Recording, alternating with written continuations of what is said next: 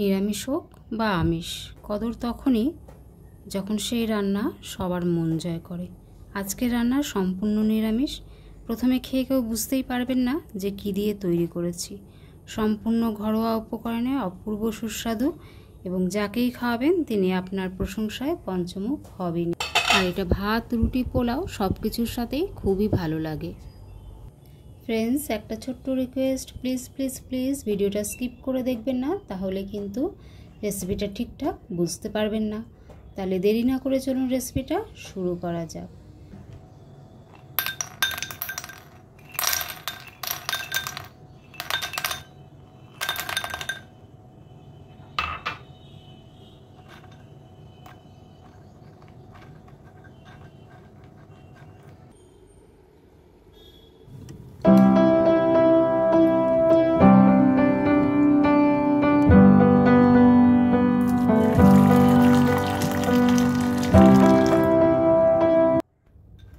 এই গরম জলের মধ্যে এবার সয়াবিনের চাংসগুলো আমি দিয়ে দিচ্ছি।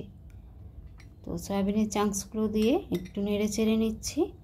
তারপরে ঢাকা দিয়ে 10 মিনিটের জন্য আমি এটাকে একটু রেস্টে রেখে দেবো। তাতে কিন্তু সয়াবিনগুলো খুব ভালো করে ভিজে যাবে। আর সয়াবিনের চাংসগুলো দেখতেই পাচ্ছেন অনেকটা কিন্তু বড় হয়ে গেছে। এখন এই যে জলটা আছে, যে জলটা দিয়ে ভিজতে দিয়েছিলাম সেটা ফেলে দিলাম। আবার ভালো জল দিয়ে এটাকে 2 থেকে 3 বার একটু ভালো করে ধুয়ে নেব। এটা নর্মাল রুম টেম্পারেচার জল।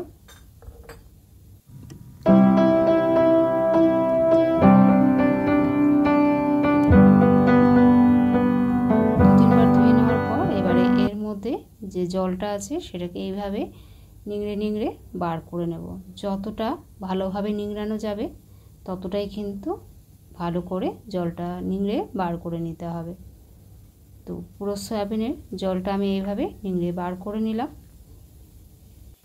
এখন একটা গ্রাইন্ডার নিয়ে নিয়েছি। গ্রাইন্ডারের মধ্যে সয়াবিনটাকে আমি দিয়ে দিলাম। এবার জল ছাড়া এটার একটা স্মুথ পেস্ট বানিয়ে নেব। জল ছাড়াই কিন্তু সয়াবিনের পেস্টটা খুব সুন্দরভাবে রেডি হয়ে গেছে, কারণ সয়াবিনগুলো খুব ভালো করে ভিজে গিয়েছিল। এখন সয়াবিনের পেস্টটাকে আমি একটা বড় বলে ট্রান্সফার করে নিচ্ছি।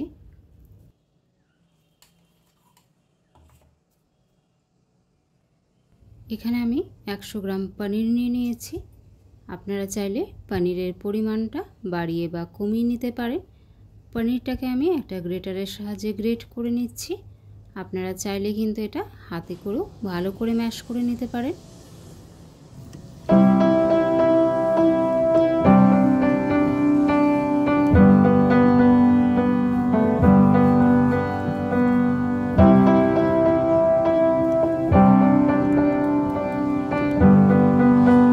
এখানে আমি একটা মিডিয়াম সাইজের আলু নিয়ে নিয়েছি। আলুটা আমি সেদ্ধ করে রেখেছিলাম, সেটাকেও আমি একটু গ্রেট করে নিচ্ছি।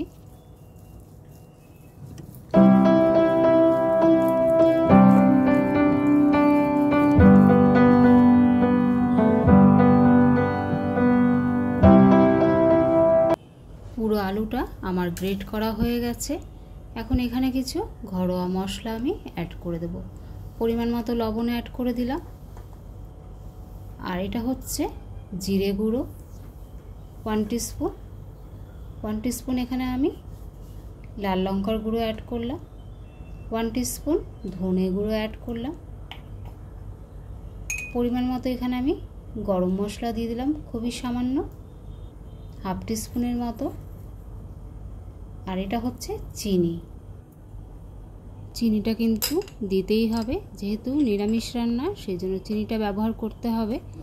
আর 1 টিস্পুন এখানে আমি গোলমরিচের গুঁড়ো অ্যাড করে দিলাম। আর এটা হচ্ছে কর্নফ্লোর, 2 টেবিল স্পুন এখানে আমি কর্নফ্লোর অ্যাড করছি। কর্নফ্লোরটা এখানে আমি বাইন্ডিংয়ের জন্য ব্যবহার করলাম। আপনারা কর্নফ্লোরের পরিবর্তে ময়দাও ব্যবহার করতে পারেন, আবার বেসনও ব্যবহার করতে পারেন। তো এবার সব কিছুকে আমি ভালো করে মাখিয়ে নেব। তো কর্নফ্লোর আর ময়দাটা যেটাই আপনারা ব্যবহার করবেন সেটা কিন্তু যতটা কম পরিমাণে দেবেন ততটাই কিন্তু খেতে টেস্টি হবে। সেই জন্য সয়াবিনটাকে কিন্তু খুব ভালো করে নিংড়ে নিতে হবে। তো সব কিছুকে আমি ভালো করে মাখিয়ে নিলাম। এটাকে আরও টেস্টি বানাবার জন্য এটার মধ্যে আমি দুটো জিনিস অ্যাড করে নেব। তো এখানে আমি কিছুটা ফ্রেশ ধনেপাতা নিয়ে নিচ্ছি। তো ধনেপাতাটা এবার একটু সুন্দরভাবে কুচিয়ে নেব, যতটা ছোট ছোট পারবো সেই ততটা ছোট ছোট করে একটু কুচিয়ে নেব। এখন আমি অর্ধেকটা ধনেপাতা কুচোনো এই ডোটার মধ্যে দিয়ে দিলাম, বাকি অর্ধেকটা আমি পরে ব্যবহার করব। আর এর মধ্যে সুন্দর একটা গন্ধ বা ফ্লেভারের জন্য আমি 1 টিস্পুন ঘি অ্যাড করে দিচ্ছি। এবার এটাকে আরও একবার ভালো করে মেখে নেব।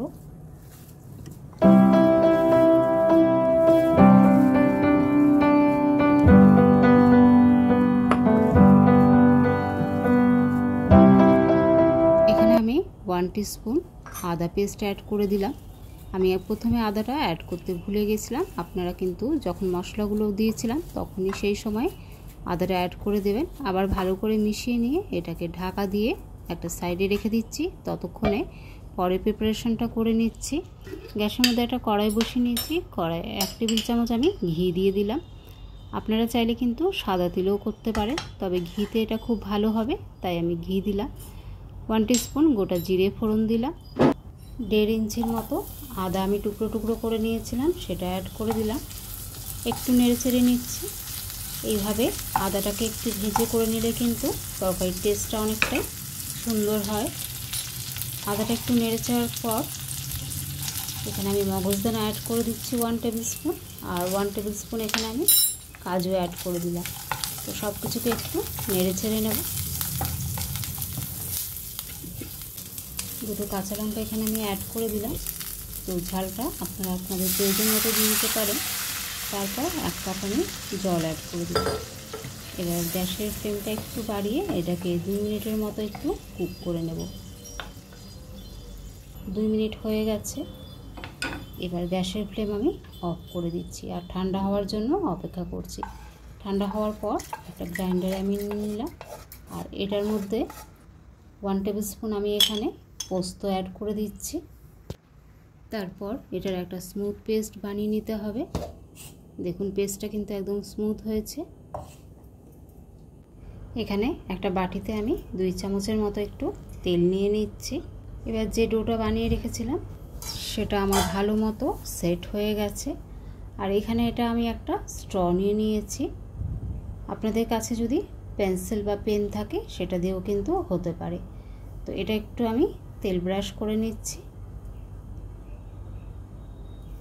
আর এইভাবে হাতে করে একটু ডো নিয়ে নিচ্ছি, আর এরকমভাবে একটা আমি শেপ দিয়ে দিচ্ছি। যেরকম আমরা শিক কাবাব বানাই সেরকমভাবেই কিন্তু বানিয়ে নিচ্ছি। খুব সহজে কিন্তু বানানো যায়, হাতে কিন্তু একদমই লেগে যায় না। আর এইভাবে টান দিলেই কিন্তু বেরিয়ে আসবে। দেখুন খুব সহজে কিন্তু বেরিয়ে এলো।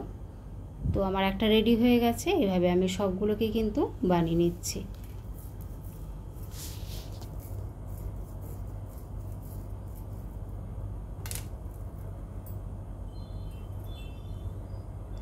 আরও একটা আমি বানিয়ে নিলাম।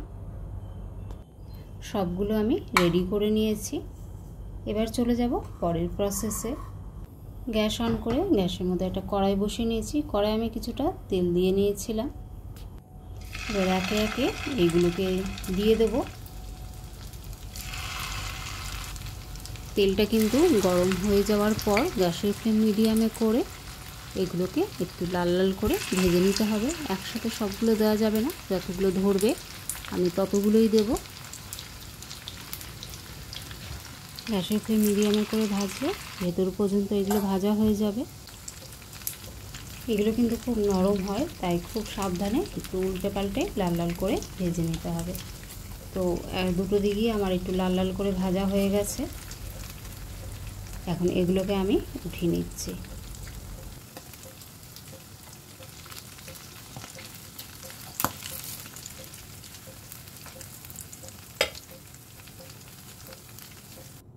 বাকিগুলো আমি একইভাবে ভেজে নেব। এখানে আমি সবগুলো ভেজে নিয়েছি। এবার চলে যাব পরের প্রসেসে। কড়াইয়ে যে তেলটা ছিল সেটা সবটা লাগবে না, আমি কিছুটা তেল আমি উঠিয়ে নিচ্ছি। 2 টেবিল স্পুনের মতো তেল আমি রেখে দিলাম। এখানে কিছু গোটা গরম মশলা ফোড়ন দিয়ে দিচ্ছি, গোলমরিচ, এলাচ, লং, দারচিনি। এটাকে নেড়ে নেব যতক্ষণ না এটার থেকে সুন্দর গন্ধ বেরিয়ে আসছে। এটা থেকে সুন্দর গন্ধ বেরিয়ে আসুক ততক্ষণ একটা মশলা তৈরি করে নিই। এখানে আমি 1 কাপ দই নিয়ে নিয়েছি। সেই দইটার মধ্যে 1 টিস্পুন ধনে গুঁড়ো, 1 টিস্পুন জিরে গুঁড়ো, এটা লবণ দিয়ে দিলাম পরিমাণ মতো, আর এটা চিনি দিয়ে দিলাম। এবার সব কিছুকে একটু ভালো করে মিশিয়ে নেব। খুব ভালো করে এটাকে আমি মিশিয়ে নিয়েছি, দইয়ের যাতে কোনো লাম্পস না থাকে। এবার কড়াইয়ে যে গরম মশলা দিয়েছিলাম গোটা, সেগুলোও কিন্তু সুন্দর গন্ধ বেরিয়ে এসছে। এবার গ্যাসের ফ্লেমটা অফ করে এখানে আমি দইটাকে অ্যাড করে দেবো। এইভাবে দই দিয়ে দিলে কিন্তু দইটা কখনো ফাটে না। দইটা দিয়ে দেওয়ার পর গ্যাসের ফ্লেম অন করে এটাকে একটু কষিয়ে নেব যতক্ষণ না ধনে জিরে গুঁড়োর কাঁচা গন্ধটা চলে যাচ্ছে আর এটা থেকে তেল বেরিয়ে আসছে। তো দেখুন এটা থেকে কিন্তু তেল ছেড়ে দিয়েছে। এবার মিক্সিতে যে মশলাটা করে রেখেছিলাম সেটা দিয়ে দিলাম, আর বাটিটা ধুয়ে সামান্য একটু জল দিয়ে দিলাম। আবারও এটাকে ভালো করে কষিয়ে নেব। এখানে আমি কোনো লাল লঙ্কার ব্যবহার করিনি, গ্রেভিটা যেহেতু আমি সাদা রাখবো সেই কারণে আমি কোনো লাল লঙ্কার ব্যবহার করিনি, আর হলুদও অ্যাড করিনি। তো কষতে কষতে এটাও কিন্তু তেল ছাড়তে শুরু করে দিয়েছে। আর একটু কষিয়ে নেব। মশলাটা থেকে কিন্তু খুব ভালো মতো তেল ছাড়তে শুরু করে দিয়েছে। 3 থেকে 4টা আমি কাঁচা লঙ্কা অ্যাড করে দিয়েছিলাম। আমার একটু নুনটা কম মনে হয়েছিল, তাই আমি আর একটু নুন অ্যাড করে দিলাম। তো নুনটা কিন্তু বুঝে অ্যাড করতে হবে। এবার এখানে আমি গরম মশলা অ্যাড করে দিচ্ছি। গরম মশলা দিয়ে আবারও একটু ভালো করে মিশিয়ে নিলাম।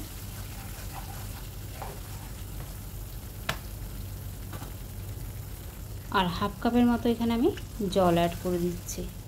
খুব বেশি কিন্তু জল দেওয়ার প্রয়োজন নেই।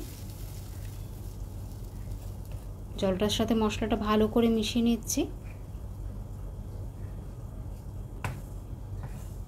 তারপর ঢাকা দিয়ে ওই 1 থেকে 2 মিনিট গ্যাসের ফ্লেম মিডিয়ামে রেখে এটাকে আমি কুক করে নিচ্ছি। 1 থেকে 2 মিনিট পর ফিরে এলাম। গ্রেভিটা কিন্তু আমার রেডি হয়ে গেছে। কিছুটা পরিমাণ ধনেপাতা কুচনো আমি রেখে দিয়েছিলাম, সেটা এই সময় আমি অ্যাড করে দিচ্ছি। আর 1 টেবিল স্পুন এখানে আমি ঘি অ্যাড করে দিচ্ছি। সব কিছুকে আবারও একবার ভালো করে মিশিয়ে নেব। এখন ঢাকা দিয়ে গ্যাসের ফ্লেম অফ করে স্ট্যান্ডিং টাইম দিয়ে এটাকে সার্ভ করে নেব। এইভাবে পনির সয়াবিনের যে কাবাবগুলো বানিয়েছিলাম সেইগুলো প্রথমে দিয়ে দিচ্ছি একটা প্লেটের মধ্যে, তার ওপর থেকে গ্রেভিটা দিয়ে দিচ্ছি। এভাবেও সার্ভ করা যায়।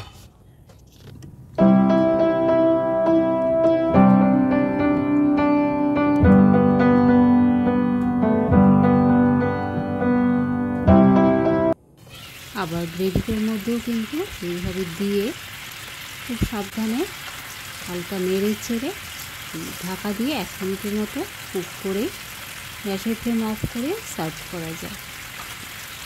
তো ফ্রেন্ডস, রেসিপিটা যদি বেশি ভালো লেগে থাকে অবশ্যই ফ্রেন্ডস আর ফ্যামিলির মধ্যে শেয়ার করে দেবেন, আর এইভাবে অবশ্যই একবার বানিয়ে দেখবেন, খেতে কিন্তু দুর্দান্ত হয়। সবাই ভালো থাকবেন, দেখা হচ্ছে পরের ভিডিওতে।